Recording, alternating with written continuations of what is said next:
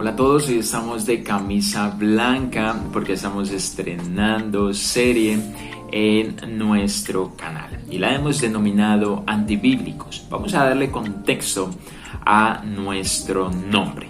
Pues bien, todos sabemos que los pueblos, las profesiones, los deportes tienen un lenguaje que les caracteriza, un lenguaje que les identifica.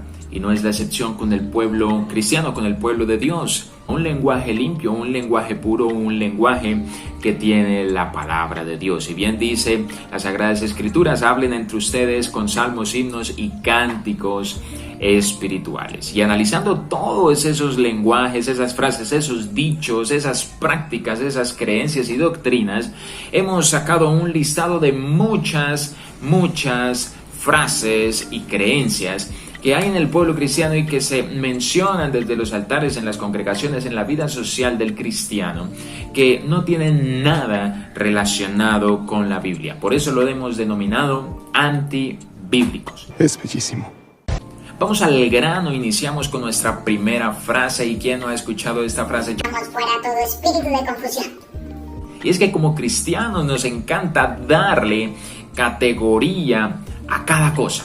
Y cuando hacemos algo mal, echamos la culpa a que fue ese espíritu. Si llegamos mal, el espíritu de incumplimiento tomó posesión de mí.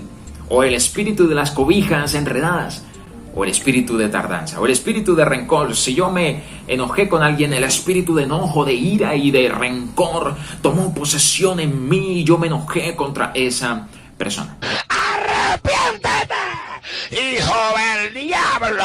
El espíritu de fornicación, el espíritu de adulterio, el espíritu de sueño, el espíritu de maldad. Te vas fuera, espíritu de distracción. Un espíritu de confusión a dar vueltas en tu mente.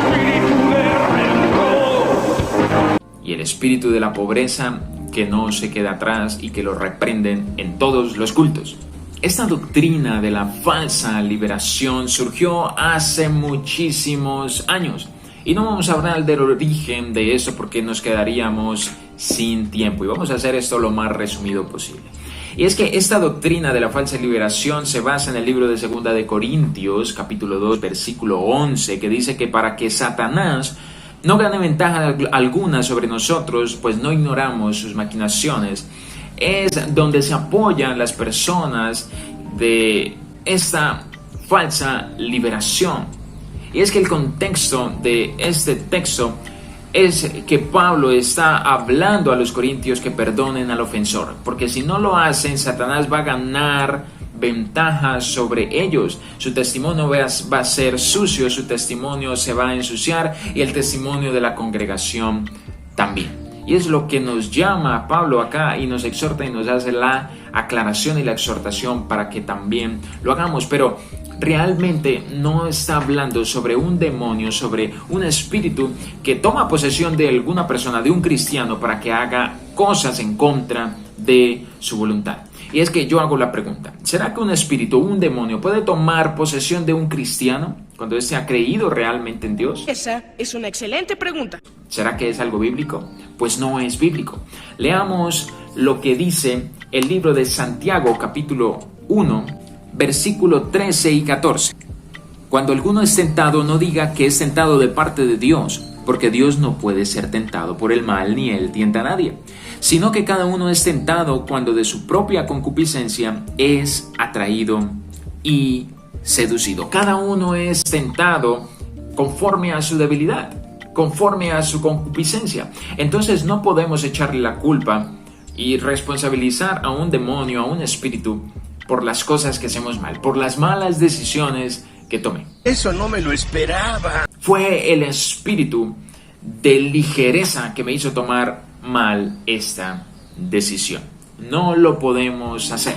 Ahora, esta creencia falsa y esta práctica desliga al cristiano de toda responsabilidad de sus actos pecaminosos y nos lleva a conformarnos en nuestra vida cristiana y a estar nuestra salvación en peligro. Nuestra salvación corre peligro. Porque si no nos responsabilizamos de nuestros actos malos, nuestros actos pecaminosos, nuestras cosas y malas decisiones, no nos arrepentimos de ellas y corre peligro nuestra salvación. Ahora el espíritu de borrachera, el espíritu de fornicación, el espíritu de adulterio, el espíritu de mentira, el espíritu de maldad, el espíritu de sueño de nuestros hermanitos que se quedan dormidos en el culto. Y es que esta práctica, lo único que tiene de cierto es que el cristiano busca salvar su pellejo, busca cuidarse, busca salvar su testimonio de que no fue él, sino que fue un espíritu. Y esto es muy gracioso. Y ahora, un cristiano no puede ser dominado por un espíritu o por un demonio cuando ha creído en Cristo. Leamos lo que dice Efesios capítulo 1 versículo 13. En él también vosotros, habiendo oído la palabra de verdad, el evangelio de vuestra salvación, habiendo creído en él, fuisteis sellados con el Espíritu Santo de la promesa.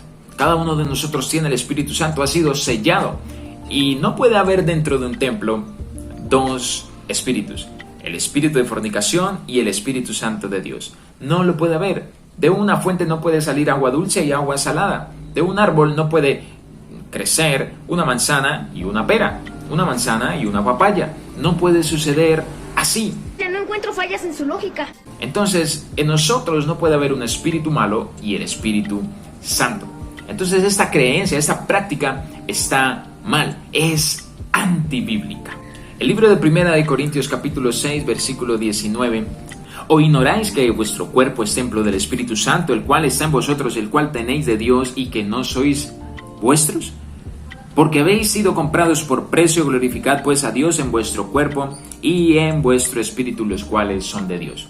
Si nosotros hemos creído en Cristo, nos hemos arrepentido y hemos confiado en Cristo como nuestro Señor y Salvador, nuestro cuerpo y nuestro espíritu le pertenece a Dios. Y ningún demonio, ningún espíritu puede entrar en él. En 1 Corintios capítulo 3, versículo 16, ¿no sabes que sois templo de Dios y que el Espíritu de Dios mora en vosotros?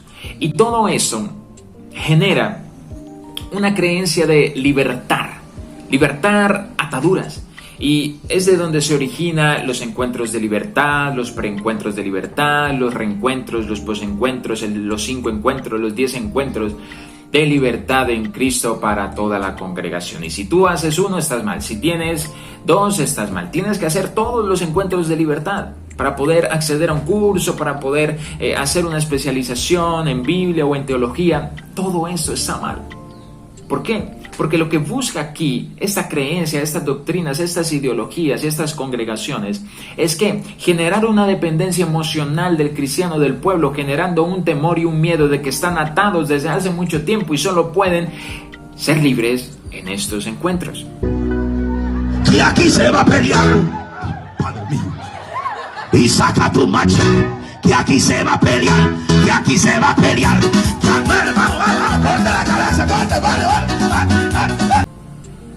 Y realmente el libro de 2 de Corintios capítulo 5 versículo 17 está mal. El que está en Cristo nueva criatura es, y las cosas viejas pasaron, ahora todas son hechas nuevas. ¿Acaso eso no es suficiente? Si creemos en Cristo, Él nos liberta, Él nos sana, Él nos restaura. Ahora, claro, hay obras de la carne, que es lo que nos habla el libro de Gálatas capítulo 5 verso 19. Manifiestas son las obras de la carne: mentira, concupiscencias, adulterios, herejías, etcétera, etcétera, idolatrías, etcétera, etcétera y etcétera. Claro que las hay.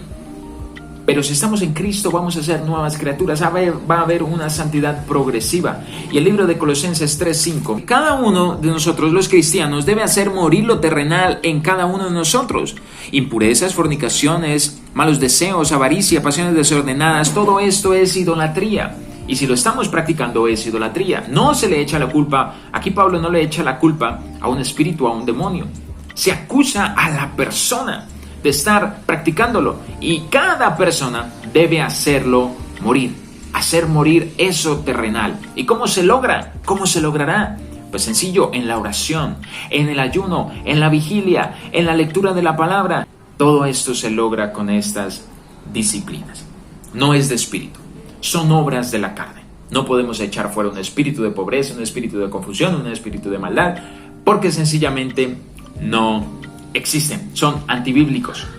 Continuamos con nuestra segunda frase, que es una de las más sonadas tanto en el cristiano evangélico como en el católico. Y esa frase ha nacido desde las abuelitas, los padres, los tatarabuelos, y esa generación también la tiene.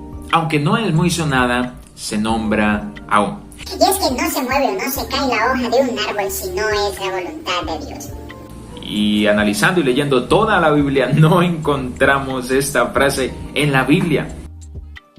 Esta frase fue extraída de esta literatura, este magnate de la literatura española, de la literatura universal de Miguel de Cervantes Saavedra, por allá en 1605 que escribió su primer tomo, y en el 1615 que se sacó la segunda parte, y en ese capítulo 1, 2 y 3 se logra leer esta frase. Y dice lo siguiente: encomendadlo a Dios, Sancho, dijo Don Quijote, que todo se hará bien y quizás mucho mejor de lo que vos pensáis, que no se mueve la hoja de un árbol, sino es la voluntad de Dios. Y es que esta frase tiene mucho de verdad, es cierto, y hace referencia al poder, a la majestad, a la grandeza de Dios, que no se hace nada si no es la voluntad de Dios, y tiene toda la razón, tiene toda la verdad esta frase. Pero aquí lo que busca esta frase, y al mencionarla, es que muchas veces se responsabiliza inclusive a Dios de nuestras malas decisiones y de lo que sucedió, las malas cosas que suceden, los desastres, porque lo quiso Dios, porque fue la voluntad de Dios, y se acusa a Dios de lo que está sucediendo mal, inclusive de los pecados y malas decisiones que nosotros podamos tomar, porque Dios lo quiso y Él lo predestinó así. Y todo esto está mal. Sabemos que la sabiduría de Dios es buena, agradable y es perfecta. La bondad de Dios, esa voluntad de Dios es lo mejor que puede haber. Pero Dios permite muchas cosas aquí en el mundo por el libre albedrío. Y Dios permite esas cosas así como permitió ese proceso fuerte en la vida de Job. Y Satanás fue a Dios y le pidió permiso para poder probar. ¿Y no has considerado a mi siervo Job? Y se le permitió probar y procesar a este hombre siempre y cuando se cuidara su vida. Pero Dios lo permitió. Y es en medio de esa sabiduría y majestad y control de Dios el por qué los ángeles no pueden ver televisión. Porque Dios siempre tiene el control. Haces otro chiste como ese y te vas de aquí. Y es que el libro de Primera de Corintios capítulo 15 versículo 27 nos menciona: porque todas las cosas las sujetó debajo de sus pies, y cuando dice que todas las cosas han sido sujetadas a Él, exceptúa claramente al que sujetó a Él todas las cosas. Dios tiene el control de todo, pero Él permite muchas cosas. No culpes a Dios por las malas decisiones que tomas. No culpes a Dios por lo malo que sucede en el mundo. Podemos encontrar en el libro de Isaías capítulo 55 versículo 8 y 9 que los pensamientos de Dios son más altos, los pensamientos de Dios son más grandes, los pensamientos de Dios sobrepasan a los nuestros. Y todo esto porque hay un proceso, algo que debemos aprender, algo que Él nos quiere enseñar para ser mucho mejores. El libro de Juan capítulo 14 versículo 26: mas el Consolador, el Espíritu Santo, a quien el Padre enviará en mi nombre, Él os enseñará todas las cosas y os recordará todo lo que yo les he dicho.